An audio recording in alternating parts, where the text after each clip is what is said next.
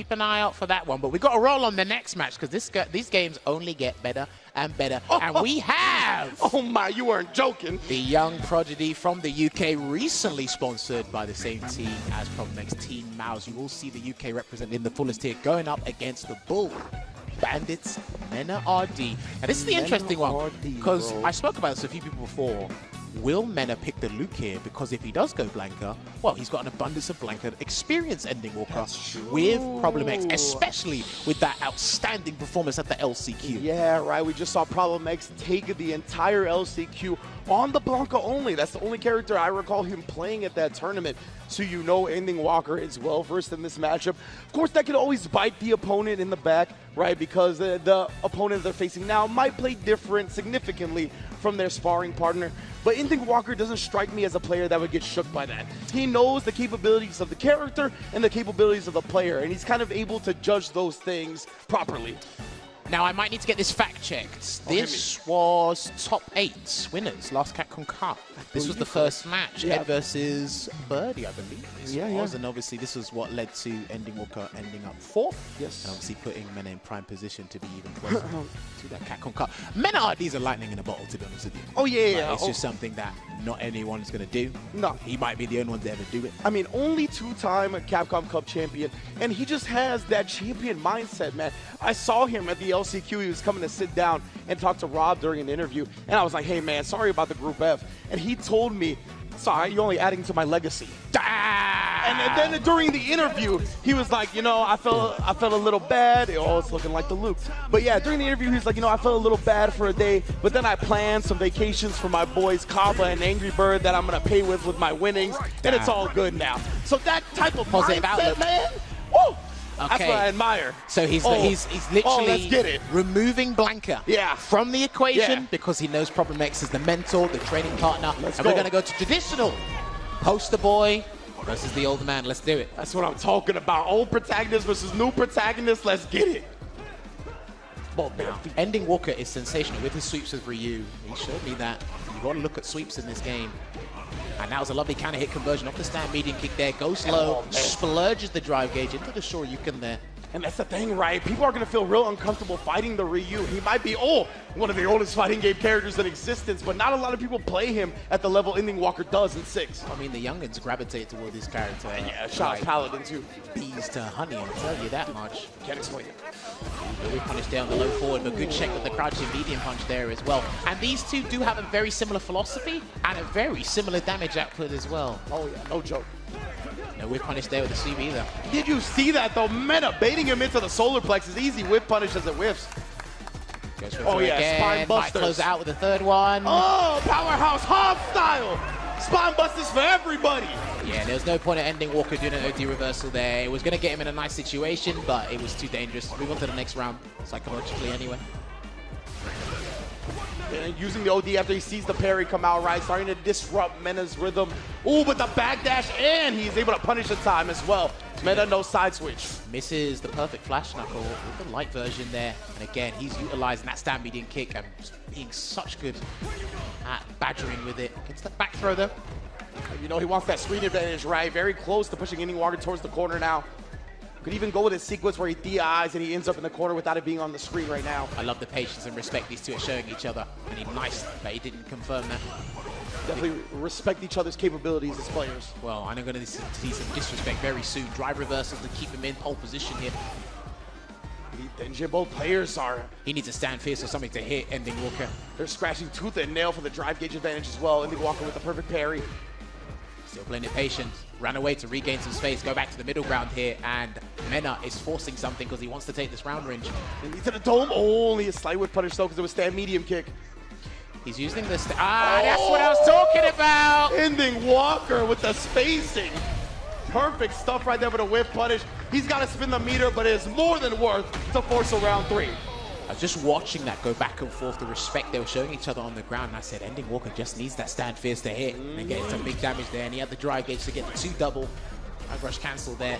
But I like how Mena's using stand medium kick just to assess the scenario before he makes any big commitments. And he's not wasting drive gauge either. Absolutely. The way EndingWalker just plays on the ground, man, the minute movements he makes. Oh! Anyway, MenaRD with a drive rush overhead instead, comboing off of it, taking a significant lead here in round 3.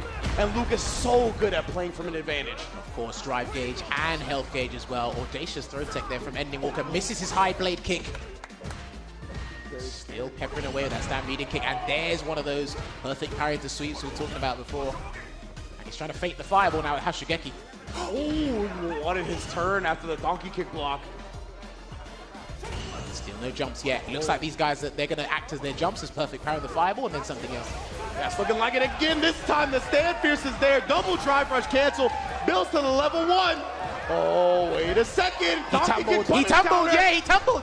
Is that a frame kill or he thought he was going to stand up in time? I don't know. It looked like some scrambles. MenaRD going to eat that up. Mena taking the first game here, the Dominican Republic. The boys are doing well right now in the group matches. Only day 1 here though. I believe they connected the latter active frames. That was later than a Tasty Steve text message. Well, that's if he answers his phone. That's what I'm saying. Backs away again. I'm seeing a lot of buttons whiff here from Mena, but EndingWalker's focus. He's fixated on something else here. It must be the fireballs. Looking like a right. Oh, another beautiful bait out right there from EndingWalker. The spacing traps.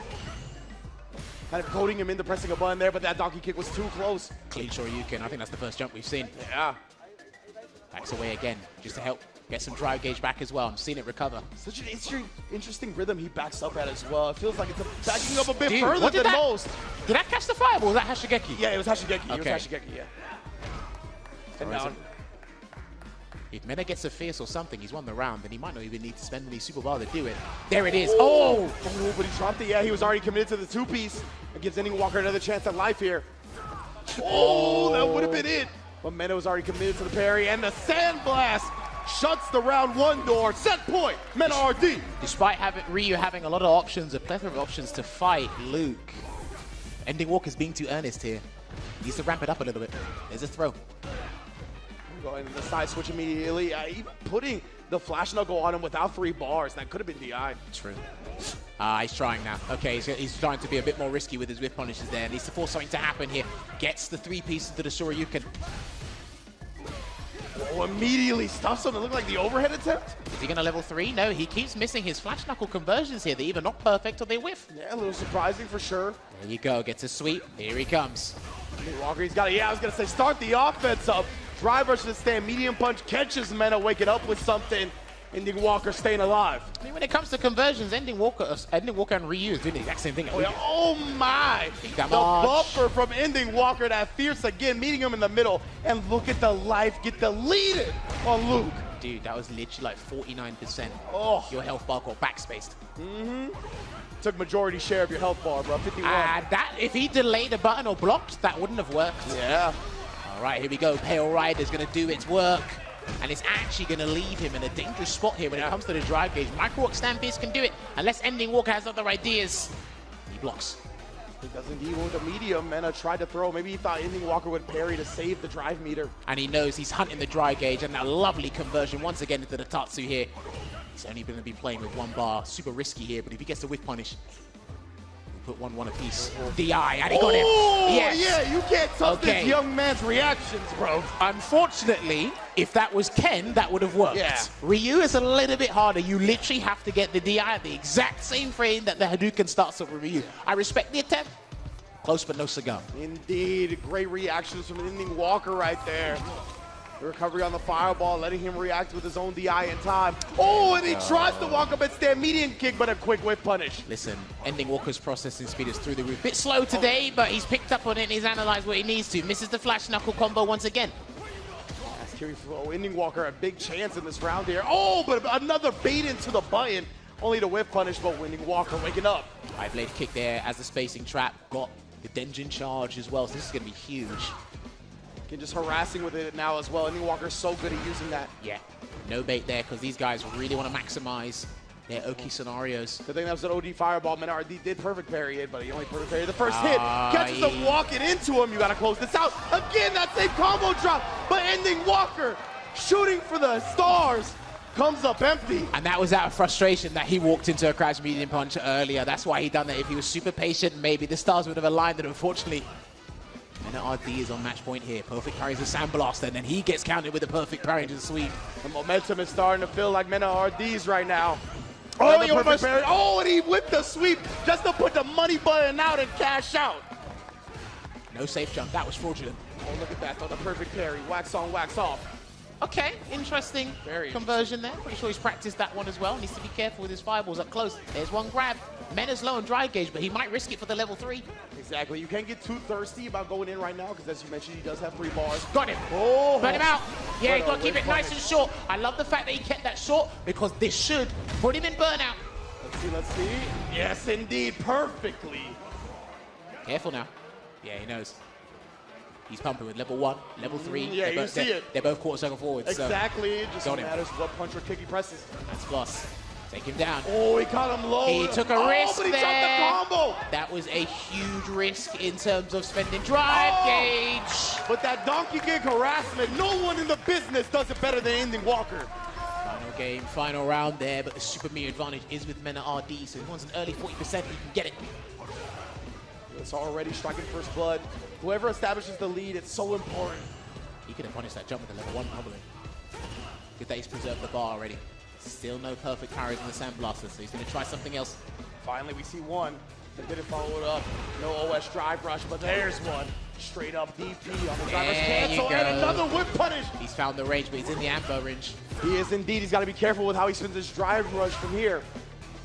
Yeah, he's going to back up and wait a couple of seconds, wait for it to replenish, just like MenaRD is. Oh, yeah, I was going to say, baits him into a buy-in. Mena with a big whip punch off that, but again, this combo is just not working. Needs to try a safer conversion. Overhead is there. EndingWalker, he didn't go for another drive rush cancel. Could have built to level 2. DI, oh, but he perfect parries and then punishes with his own DI to burn him out. And that was the maximum punish, attacking that drive gauge. Oh my goodness, he got CA on deck as well. No whip punish on that crunch medium kick. It's CA as well. If he hits it fierce, he's done. He definitely is. Oh, but he's got no drive rush to cancel into. He just had to settle for the 2-piece. Safe there. Oh, level 3 in response. He got it.